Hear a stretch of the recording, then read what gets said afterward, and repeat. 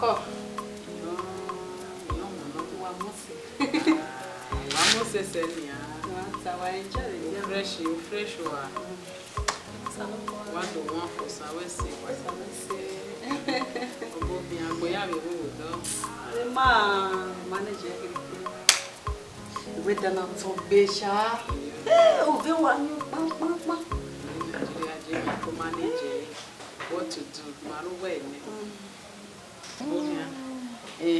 Ose ifo no vi ogun abi mi ya fe no vi ogun me luggage we ga mo ye mo se o ire Anyway, sir. Sister mi odo yeah. Ni mi here wo kan say. No that we when necessary. Make me yak ba since 12 years ago. He so wa, he do viral. And I know under 16. What can up on way. We saloba mo yo go sa wa be do ta onyimera magbe kate wo do ni o baba me no ya gbe e wo ma be ko bi e no ge me vite ru da we me no pa eri me no pa ne me vite we di o me li ya do no ina e du e na e mu ne di o me no. Hey, Kevaso. Mania. Ya so lo ba mi me so e o. Mo mi awa hejo we dero. Bo mi sala. Imo apagbo ya mu. We say why ya me ye gefo. Kakavo ni. We so. Ni mo ya. Ndo we ya ra ma. Ma be ri egera no be bere. The spirit no na mama.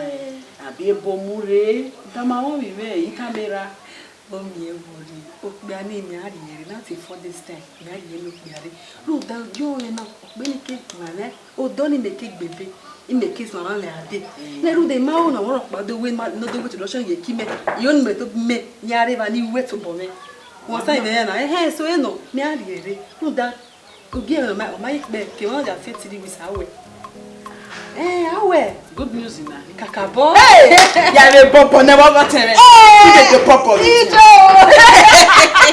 wa to po wa o ga fu egbe domo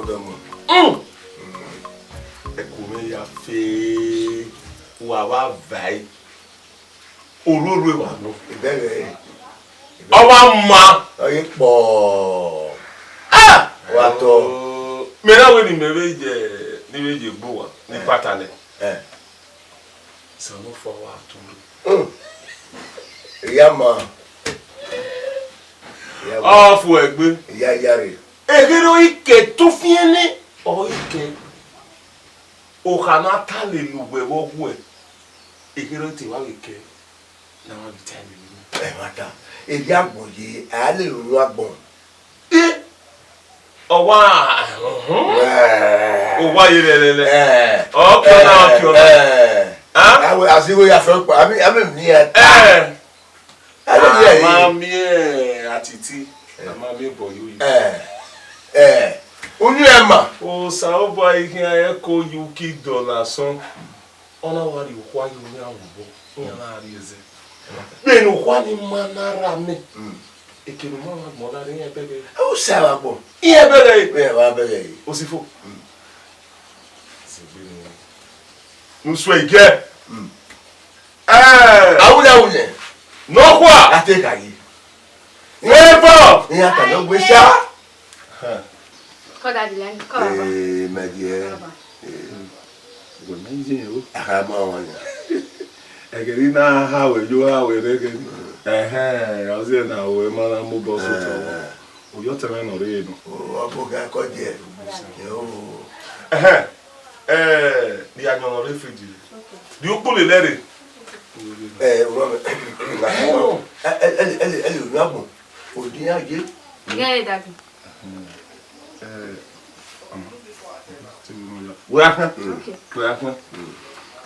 no ndu gyo emeni hia do no nyukwa god no be ase obase o ge do ya fe ori mo ati akwe I can go your hair with Galana. Uja Nuna, Indian, Uja Liru. Oh, Piano, oh, Wono, Ero Hameno, Io Hameno, Ebo Hameno. Ori Mokere, no winning, one soda, no one against some of bomb. Eat a bonnet, if you know when they will break it. Oh, boom. I saw her again with all right. They know break. What women put on here to kill many. But also for the mouth. You know, I know. Yeah, or sure, when you must want that, you come here born in there.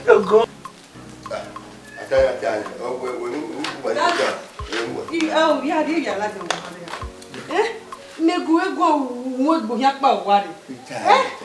What tell Lutana? Eh? He may be marriage. Uma guajo. Eh, go egua, who let them worry. You may tell you. What will you tell you? Every man will buy one of the other. Every man will the other. I will not be talking about your marriages. What will you tell you? Huh? What will you tell you? Huh? You never who always born or when you are going without working with Merago. We are going to penny over. Mammy will go away. Email go away. We will never was a bunch while I go in the border when I email go away. Or the working yaga. After all I have spent for you. That will go like who go over the male boy. In Ovinka, never over here do you on your cow first. Oh, well, what is way back? Oh, what come over on it, my dear? Oh, the male cow. One of you. I will tell you what I'm equal at all. Eh, Babaru High. Yeah, Talavero. With Bowie, I can't make boogie man. You can't book. and Bowie again. Oh, Probably on my. oh, yeah, oh, yeah, it's well, we come over. Oh, yeah, idiot. What was it? You are a spoiler. You are imagine when they pin fighting. Mammy, but I go with Papa. Or his senior, who will get how when they were Papa, he had a daughter. After assessing, or how when Papa, he had a daughter. And you got it. Well, you do that, baby. Come away, what I do. And then they were one of the mother, dear, my dear, medicines. I was saying, I wait for a hair of daughter. You are not ready.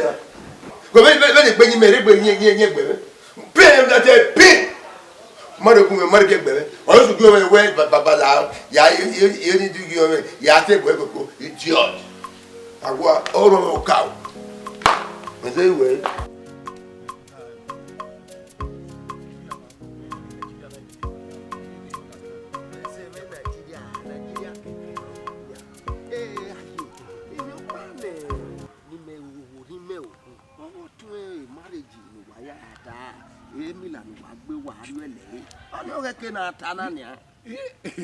Marriage, what do you imagine? Women, ultimately, a packaging, a marriage in me, or banning, or Manana and Wekara, or Gano, a marriage of Mama, at we saw Ike. Papa, or Repa, we know all Ketuisi, no Wagba, we are me, is so bobo, AFF also, as we were me, we notice, what you was said in our would marry. Okay, make what a woman, then Yahan or Tana with Nwema. Okay, a marriage is so Tonya. Okonarie, a mamio, a mao, wow. Ah, if you know, would ye? Ah, wah, a me of a can go. A marriage in a my affair, I'm a governor, I'm a senator, a yafe, he had the marriage. No, quiet, a webo, a webo, a cateria, a wamu. Oga akateriano wewe uda be ni meya iheme ni oyi metebe ni taba wewe no ka epa ogigo na we ewe transfer umami alati wo sanu me ni awi miamia mema we egbe for one na awagwa no rewe bofi obe woju eh tona we for one smart. Well, that's one. Oh, smart. No, it's nothing. Boy, you are smart here. Okay, we are telling you. Boy, you are smart here. Oh, boy, no, we can't yari go me. Who we get to agwe umiala? No, ya we for one. Hey, Tony, why? Where? Smartness, one. Why me? We have to ba. Do You my get am your term. Na be nu we ta na me fun we my bi me. Where? Honey. Ya no ta. No da. Mo ya die o wa mo gbe hotel mo bo. Na mo wa die e duplex mo le bo. Amege mi akoke kan lo we gbe ni we juwe. Iwo ya fe ni me ga send dire we ye ni bo ya o.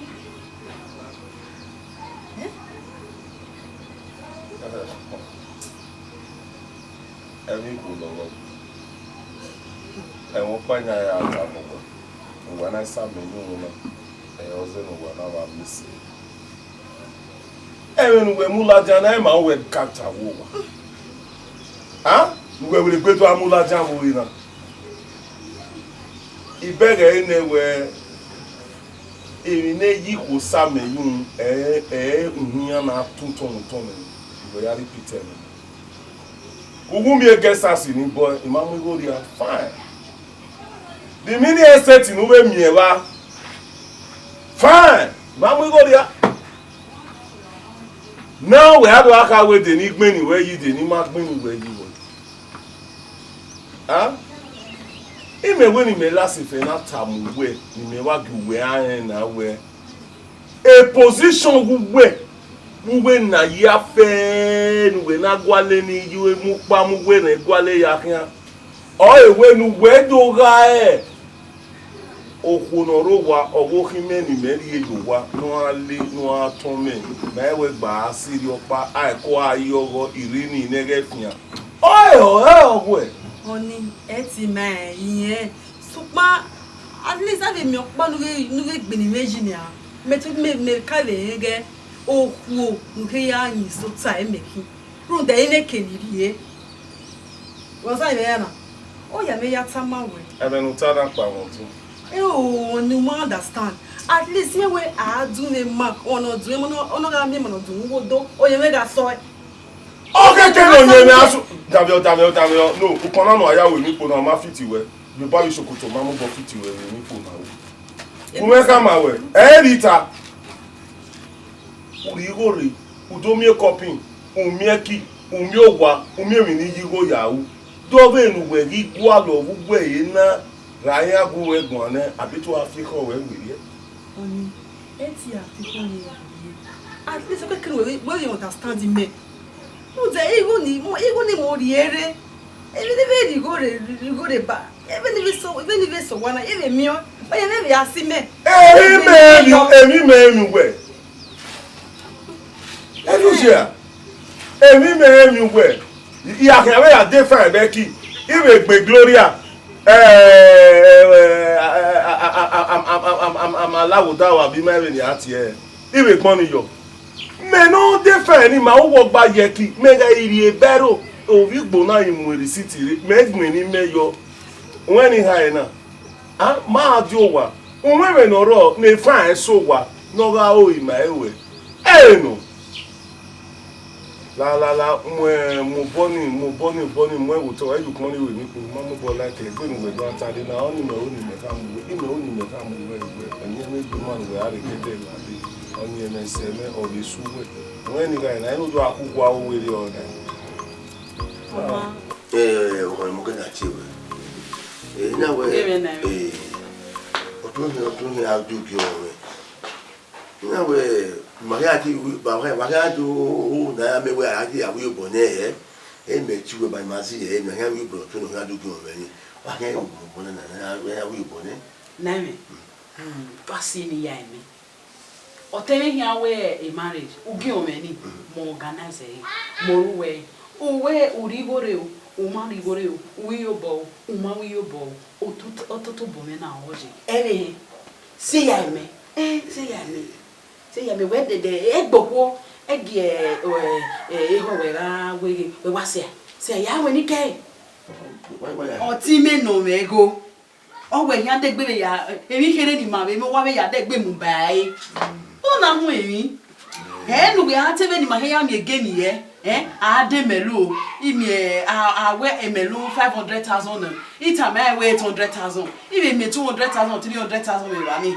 ahia diesel the same thing ahia de kemi na ihe warone at least in make sure we me 2 million mula dia we go ni oteme no me go ne ihe ya me go me ba agwa na me yikoni agwa e wonu wa akara o tuoni o we wo beni de yi o ko ni we awon yi mi awon yi bu e ade do we o we na do te me be de ma jo we e na me bo dari me ka wo we wo ni o we ave mi papata ki ni wo ja wo bo ni o me we atakia di ma si e se e ni we tara dogu we tawo we nu make na ya won jibe gbe o no make na ge we gidi o no make na set o ni mo de kame no kame mu we me watana emi ya fe organize no he we emi ya fe na mo wa organize ya mo wa rugbe e won wa me no imi a organize na me ake se de ro me pass we ai bo na ne imi aya mo wa ni me o te me no me gu ne e hotel emi ya po ya wari yo na ya yo kwere na me ni ya ga mi ni mu yere na ya ko ni na ni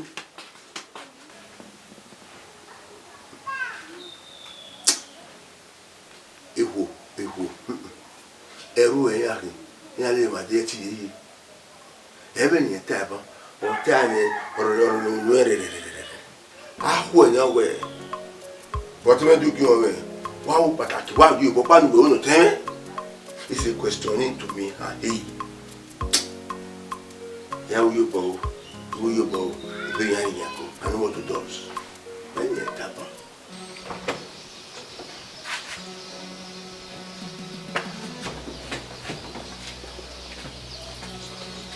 Well, on a caban.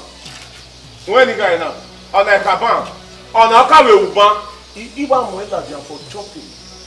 Huh? No way, I gave in a condition Nigeria is really a big now say. Ah, a woman, we say one another. Go, you have beer for a full motor. What's wrong with you? Oh, then what's wrong with you? Then you go to Melata. Then you why you go? You go to well, Anya. You will have finished me send it. Why out? Men know that we went anyway out. Eh? Go. You go to send it. You go to send it now. Erunera na mebi kweke adie do na we go asobon na wo iku mesun alu e uguri igo re igo si mo bone mo ri nyego mo nya we nya peto no ruwo hun emi lo pa ri re ba so ya aspect igo me nya we okeke ni respect no ro na we no mo se wu won ni guy na abite orion we onwin na kan we wa la ewe mi ni lori owe mi na kan we ka ma we ukono aya we mi po na ka ma o pada we buba na ro o ma fiti we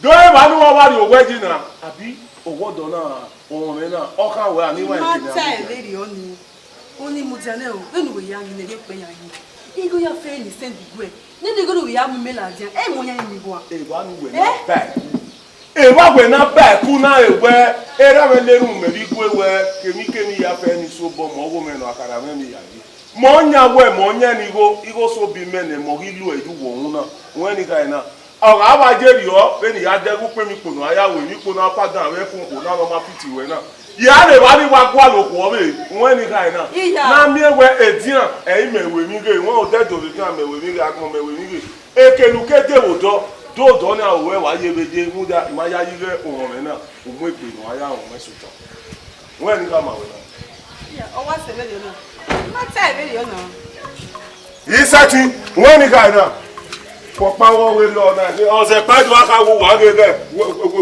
wo igwere me ka be choki na pe akemuja oko kemuja no pe aya ma ya ge bible adewe ni efefe ni wa amu wo e do ko ni akayo we okule lo ma leti eru ya kun oni bi ayi o ma se le yo na